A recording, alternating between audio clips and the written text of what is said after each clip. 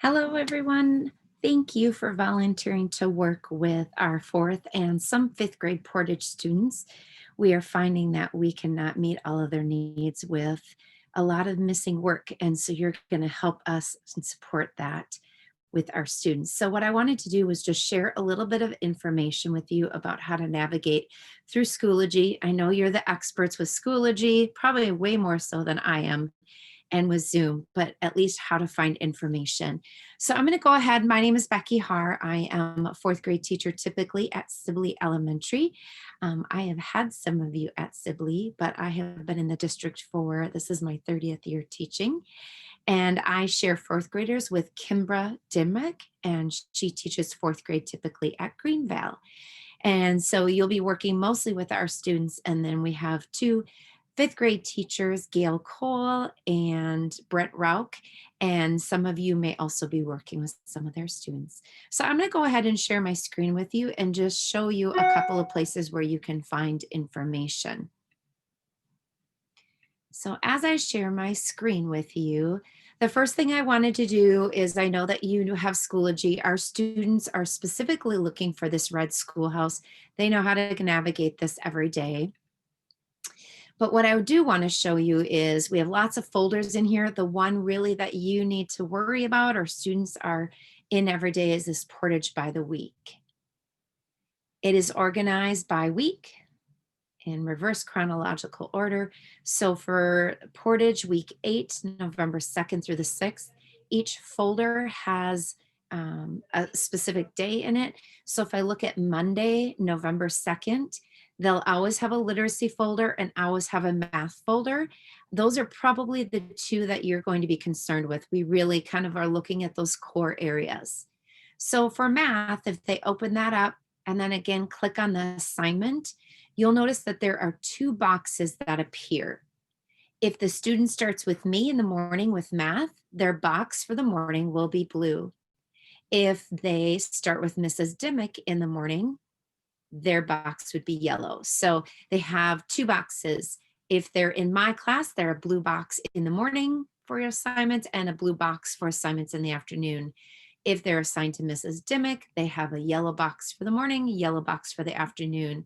But as you can see, we give them times, what we're doing that day. Math, we always ask the students to watch the video first and then usually complete a journal page that is going on during the video. So they just have to complete it as I am teaching. Once they're done watching that, then they usually go into a math journal page and IXL and a home link. So usually there's three components: video, math journal page, or IXL, and a home link, some sort of combination of that. What I'm finding is that students are often just jumping to the assignment without watching the video. The video is about 15 minutes in length. So what I've been starting to do is ask the kids to submit a photo of their completed journal page from the math video. And that's forcing them to be accountable for actually watching the content. And so if you start and you are talking about math with the student, say, did you watch the video? Tell me what it was about. Why don't you show me the journal page that you did with it? So that's what that looks like for math. And the afternoon is exactly the same with the other class. So our classes switch. So my class has math in the morning and Mrs. Dimmick's has math in the afternoon. My students have reading and writing in the afternoon and her students have it in the morning. So it's just to reverse the morning and afternoon flip-flops for the students. You do not need to worry about vocabulary, but you can kind of look through that. I will add you all as members of our course, just so in case you want to look at it, you can see that as well. So that's what that looks like, math. The other thing is the literacy folder. And the literacy folder, again, here you see the checklist. So for Mrs. Dimmick on Monday, they watch a asynchronous video, and that is a reading video starting in the morning. Then there's some sort of response, usually to a Schoology discussion or a Google form. So you can ask them about that. Lexia, they work on, it is a literacy app, and then they do some sort of writing. So you can take a look at that as well. So those are probably the two folders that you need to worry about when it comes to asking students what their work is for that particular day. You can look it up with them. The students can share their folder or share their screen so that you can see what they're to do for the day. The other thing I wanted to show you was a Google sheet that we share. So this is a list of assignments that are missing from students. It does not show any scores, so there's nothing confidential on here, but we want you to be able to see the students that you're working with and what work they are missing. So this is missing work from this week, Monday through Thursday. Up at the top, on the left-hand side, so this part on the left is all math. And over on the right here, and you can see it extends, whoops, over here is reading. Up at the top is the name of the assignment and the date that it was due. So typically, again, 3 things for math: the math page that they completed during the video, iExcel or math journal page, and a home link, which is an assignment as well. And so they know what these are, but these are all of the missing assignments on any given day. Yellow is for anybody whose student is in Mrs. Dimmick's base class, and blue is for my class, Mrs. Haar's class. So that's where you see the different colors, the shading in the background. So that you'll have access to. So we try to have the students complete it as soon as possible, and then we just go ahead and cross those off, strike those through. Also, I wanted to share with you, you all have filled out this volunteer as far as when you're available and your email. We will have students add you as a contact, but again, as I mentioned in the email, if you could please initiate that Zoom meeting, that would be great. We would appreciate it. In this column G, that would be the student who is assigned to, so your first student is Dimmick's, your second one is Mrs. Haar's. If they're just Mrs. Dimmick's, it says Dimmick. We do have Brent Rauch, who has put in 1 student in 5th grade. And you'll notice there's a couple of blanks here, meaning that you have not been assigned a student at all or a second student. And I just wanted to give 5th grade that opportunity. I should be able to hear back from them soon.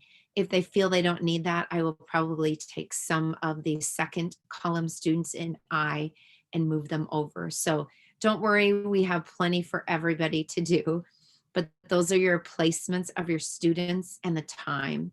So for example, Kat will be working with Alana Flynn on Mondays, Thursdays, and Fridays from 2 to 2:30, and Gabe Tyler Wednesdays, Thursdays, and Fridays from 2:30 to 3. If you feel like that's too much and that's you just want to have 1 student, just let me know and I will move those down to these empty places. So again, just be patient. We're doing the best we can with a lot of fluid pieces changing often. So the other thing I wanted to show you was iExcel. Our students work in iExcel, and what they do is on the bottom of the screen, right about here, there'll be a star and an oval that says from your teacher. If they click on that, the skill that is assigned for that day will be listed at the top. If not, they are given a 3-digit code. This one for tomorrow is SQF. They can also put that up there. So tomorrow for Friday, November 6th, they'll be working on drawing lines of symmetry. So again, make sure that it matches the topic for math that day. They can put that skill in there. So if it's SQF, then they hit return and it will show the skill that they are to do. Okay, so that one is lines of symmetry. They usually have to do that to a SMART score of 80. Their SMART score is over here. Sometimes I will say 10 correct, but the more answers they have correct, the higher their score. If they get something wrong and they're moving through too quickly, the SMART score will move backward. And so that's what iExcel looks like for math. Lexia is an app that is used by students about 20 minutes a day. So really, if they can share their screen with you, that will really help you understand where they're at and what they need to do. And again, just I will share this document with you of missing work. But obviously, all of the names that you see, to meet one-on-one zooming with these kids each day is near impossible. So we appreciate your willingness to help us and help our students. So please refer back to me if you have any questions, or to your student's assigned teacher. Either most of us will be either Mrs. Dimmick's or mine, Mrs. Harves. Some of you will be fifth grade. All right, thank you so much. I appreciate all that you're going to do. And please don't feel, or feel free to reach out if you have any questions. Thanks a lot. Have a great long weekend.